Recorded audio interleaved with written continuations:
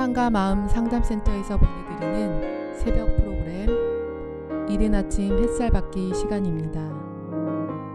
하나님의 말씀을 들으며 새롭게 되는 나를 체험하는 시간 되시길 바랍니다.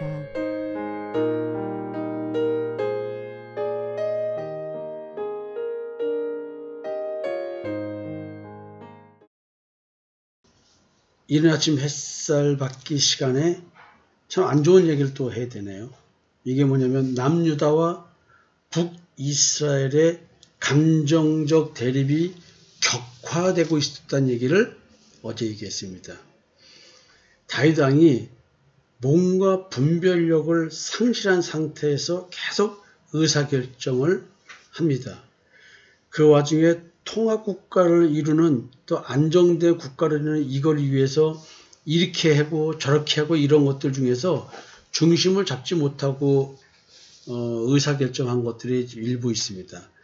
화평, 평화, 하나됨 이것만을 하다 보니까 원칙적으로 가야 될 그 어떤 바른 길 이런 것들이 상황 변수에 의해서 좀 무너지고 완화되는 것이 있었습니다. 오늘 사무엘하 20장에서는 세바의 반역에 대해서 다루고 있습니다. 이와 같은 것에 대한 후유증으로 인해서 발생한 사건인데 이 사건을 통해서 이제 통일국가의 그 내분이 일어나는 위기는 1차 극복이 되는 거겠죠. 마침 거기에 불량배 하나가 있으니 그의 이름은 세바인데 베냐민 사람 비그리의 아들이었더라. 그가 나팔을 불며 이르되 우리는 다윗과 나눌 분깃이 없으며 이새의 아들에게서 받을 유산이 우리에게 없도다. 이스라엘아 각각 장막으로 돌아가라. 여기서 불량배라는 말이 우리가 말하는 건달 이런 개념이 아니라 트러블 메이커, 그러니까 문제를 일으키는 사람. 이제 이거죠. 무슨 문제냐? 지금 이 사람이 어쩌면 나름대로 이스라엘에서 큰 힘을 발휘하는 사람일 수가 있습니다. 근데 이제 부도덕하고 사악한 자로서 하나님과 사람에게 아무런 도움도 끼칠 수 없는 무익하고 쓸모없는 자 이런 개념의 표현인데 불량배라고 번역을 했어요. 영어로는 트러블 메이커 문제를 만들어내고 일으키는 사람. 지금 벌써 트러블 메이커로서의 역할을 세바라는 사람이 베냐민 지파인데 그 역할을 하고 있는 것입니다. 여기서 이제 이스라엘이 각각 자기 장막으로 돌아갔다라는 말은 자기 집으로 돌아갔다는 이야기겠죠. 세바가 이제 다윗과 우리가 무슨 상관이 있느냐? 이새의 아들에게서 뭔 적이 있냐? 이스라엘아, 다윗 왕 따르지 말고 돌아가! 이런 얘기를 한 겁니다. 이 세바의 반역적인 말에 의외로 동조한 이스라엘 사람들이 길을 돌이켜서 돌아갔습니다. 세바를 따라서 에브라임 산지로 돌아간 것 같습니다. 지금 지역 감정이 지금 생기기 시작하는 거예요. 지금 세바라는 사람이 지역 감정을 불러 일으키고 있습니다. 성도 여러분, 절대 우리 공동체에서는 이런 거 있으면 안 됩니다. 대한민국의 그 지역 감정 절대 우리 교회에서는 있어서도 안 되고요. 그런 걸로 사람이 판단되거나 평가되어서 절대 안 됩니다. 지역 가지고 나 어디야 뭐 이런 거 서로 그러면 안 돼요. 나 인천 사람이에요. 나 인천 오리지널 부평 신촌 출신입니다. 여러분 절대 있으면 안 되는 거예요. 하나님 나라 예수 피 받아서 한 피 받아 한 형제 이름 우리 됩니다.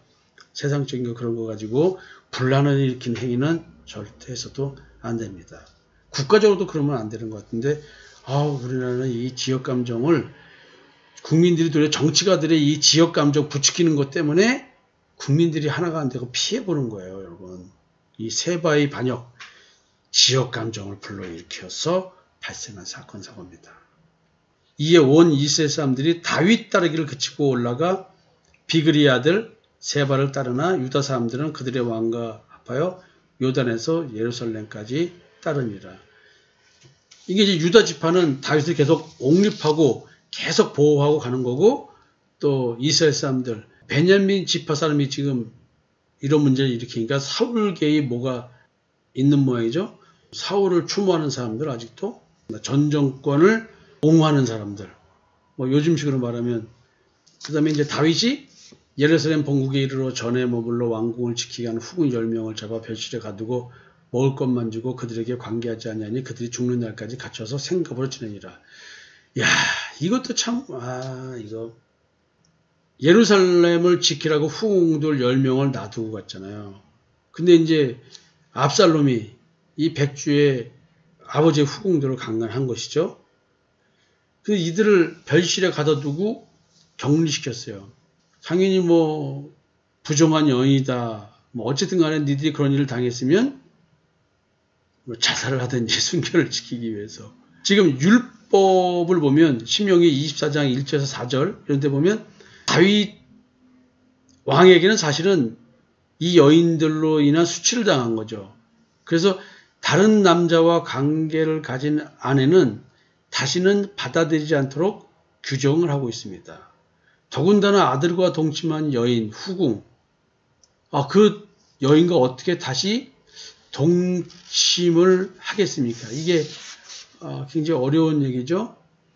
다윗은 이제 율법뿐만 아니라 아들이 이렇게 범한 수치, 뭐 이런 것들이 복합적으로 작용돼서 더더욱 받아들일 수 없었겠죠. 다윗 왕은 성 밖으로 그를 내어 쫓을 수도 있었겠죠. 근데 자기에게도 책임이 있다고 생각했는지 죽이거나 내쫓는 가혹한 형벌은 하지 않고 그냥 가둬두고 그냥 생각으로 지내게 놔둔 거였어요. 뭐 이게 참 이런 우리가 이제 이야기로 이걸 들으니까 별거 아니라고 생각할 수도 있고 그냥 그런가 보다라고 할 수 있지만 이 시대에 들어가서 압살롬과 다윗 이런 상황에서 처한 아버지와 아들 관계에서 일어나는 이런 처절한 관계가 있었다고 한다면 이 아버지 마음이 어떨까요? 반란을 일으키는 아들의 마음도 뭐 그 입장에서는 또 이해될 만하겠지만 왜 하나님의 사람들의 가정에 이런 일들이 벌어질까요? 다윗의 가정이 이게 온전한 가정일까요? 다윗은 인생이 평탄치 진짜 않은 것 같아요. 너무나 힘든 인생입니다. 근데 왜 다윗이 하나님의 마음에 합한 자가 되어서 우리는 이 사람을 존경할까요? 이거 참 오직 여호와만 의지하는 그런 사람이기 때문에 그렇습니다. 그래서 세상적으로 볼 때는 문제도 많지만 오직 하나님만 의지하면서 모든 걸 하나님께 의탁하고 주권을 하나님께 드린 자이기 때문에 하나님의 마음에 합한 자인 것입니다. 우리가 얼마나 완전해서 하나님 앞에 마음든 자가 되겠습니까? 하나님의 사랑으로 우리는 하나님 마음에 든 자가 되는 것입니다. 왕이 아마사에게 이르되 너는 나를 위하여 3일 내로 유다 사람을 큰 소리로 불러모으고 너도 여기 있으라 하니라. 여러분 아마사 기억나나요? 압살롬이 군사령관을 시킨 그런 사람이죠. 아비사 보고 뭐냐면 내가 너를 죽이지 않고 할 테니까 군대 장관 잡을 테니 삼을 테니까 너 그냥 나를 따르라 해서 이렇게 아마사가 옆에 있게 된 것이죠.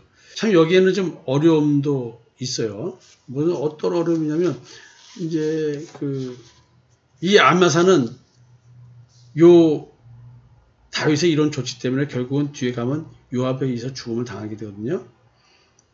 어쩌면 이 사건으로 인해서 다윗 왕은 요압을 좀 정리하고 싶었던 것 같습니다. 자기 아들도 죽였죠. 그 전에 죽이지 말라고 한 이스라엘의 장군도 죽였죠. 나중에 다시 이 아마사도 죽게 되죠. 이게 이제 요압에 대해서 굉장히 불만이 많은 거죠. 건국공칭이지 하지만 아마사가 유다 사람을 모으러 가더니 왕이 정한 길에 지체니라. 그러니까 아마사가 사실은 아직 인정된 사람이 아니란 뜻이죠.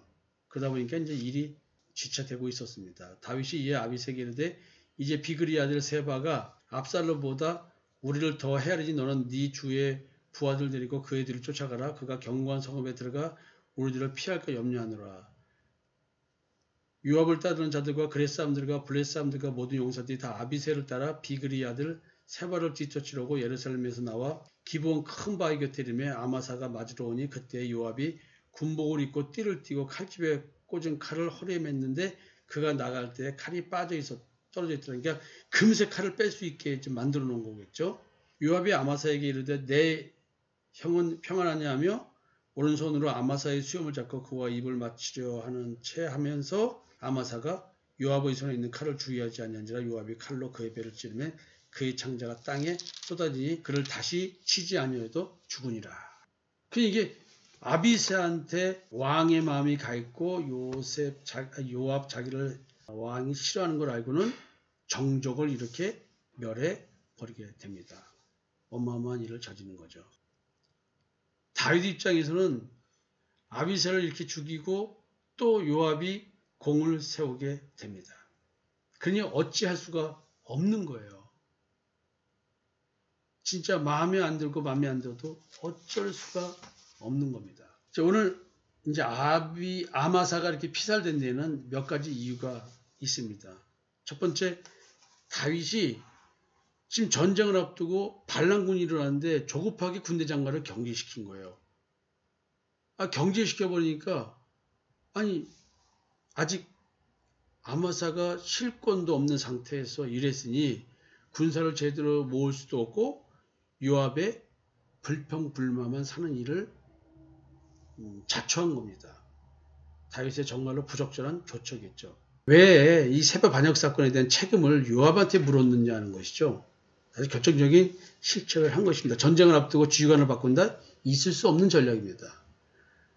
결국 아마사는 압살롬으로 인해서 사령관으로 임명을 된 자지만 군대 장관이 됐지만 아직은 아마사의 죽음으로 해서 신뢰를 받지 못한 상태입니다. 도리어 압살롬 편을 든 자들을 무마시키기 위해서 군사령관으로 삼겠다고 하는 군대 장관으로 삼겠다고 했던 그런 약속이 있었지만 실제로 아마사는 능력이 없었던 거죠. 그래서 요압은 끊임없이 제2인자로서의 역할을 놓지 않으려고 한 그래서 그 자리를 지켜서 수단과 방법을 가리지 않았던 그런 사람입니다.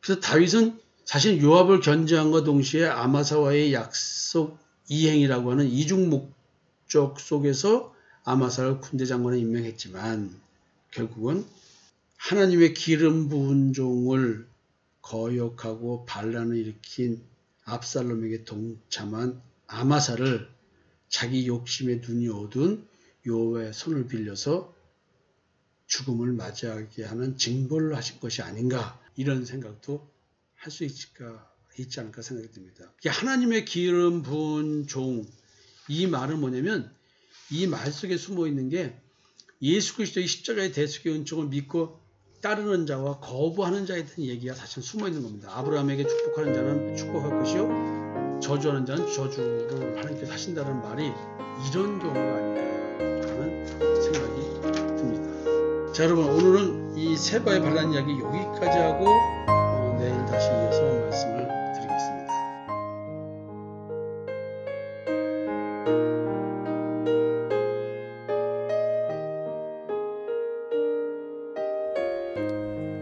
지금까지 사랑과 마음 상담센터에서 보내드리는 새벽 프로그램 이른 아침 햇살 받기였습니다. 오늘도 하나님의 주권적 역사로 마음을 치료받는 삶을 누리시기 바랍니다.